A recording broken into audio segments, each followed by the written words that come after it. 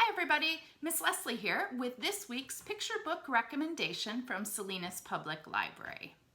Now this week I don't have one specific book to recommend.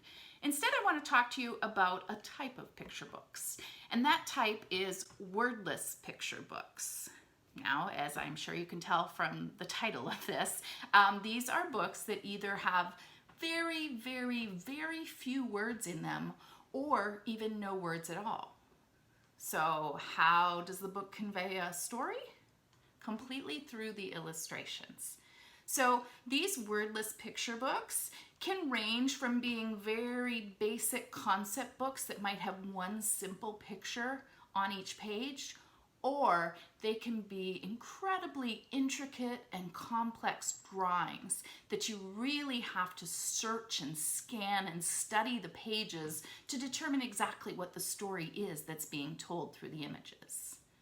Now, I love wordless picture books. It allows you to really use your imagination and create your own story, create a story together with you and your kiddos. So you've got that imagination and playful component of it. It's also a really great way to help build your children's literacy skills. So when you're looking at a picture book without any words, you have to rely on the visual information to figure out what the story is. You need to look at the faces, the characters, the settings. And these are all things that will come to play later on in your kiddos' lives when they are learning to grasp the meaning from a book that they're reading. When they're looking at the characters in the pictures, they're learning about the important role of characters in story.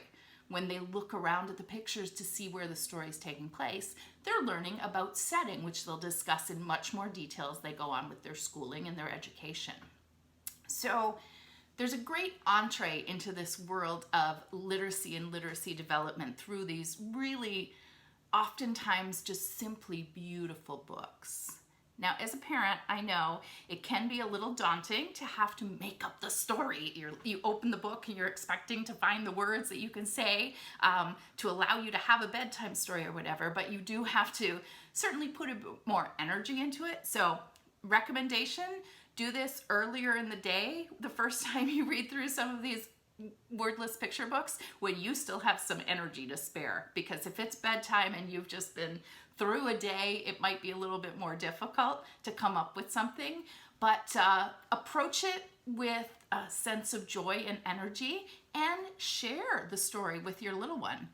You can demonstrate how you make up the story by looking at the pictures for one page, and then on the next page, let your little one make up the story. Turn to the next page, it's your turn again. Next page, it's your little one's. Doing this turn-taking back and forth will help in lots of different ways. It teaches the turn-taking, which is a very important social construct. It creates a back and forth, and it really creates an opportunity for you to have a dialogue between each other and to really develop this story together. So many reasons why this is a good thing, why these picture books are enjoyable. But mostly it's because you're enjoying that sense of story with your little one together. So, like I said, I don't have one picture book to recommend for this wordless category, but I have made a list that you can access through our website. I've got a list of 75 wordless picture books. You might think they're pretty rare, but they're not. We have lots more than that. I just picked out some of the ones that I really enjoyed. And I will say, if I don't recommend a single book, I might give a plug for the Good Dog Carl, the Carl the Dog books by Alexis Day. Those books were complete favorites of my son when he was growing up. I can still tell you the entire stories we came up with together for Little Dog Carl. And these definitely fall into the wordless category with a great deal of detail in the images. So that was just a little plug for Carl. What a good dog that Carl is. But please check out the list if you're interested in some of these books. Request them for curbside pickup at El Gabalon, or check to see what we have available through Hoopla or through Overdrive. Thanks very much, everybody. I will be back with another recommendation in a couple weeks.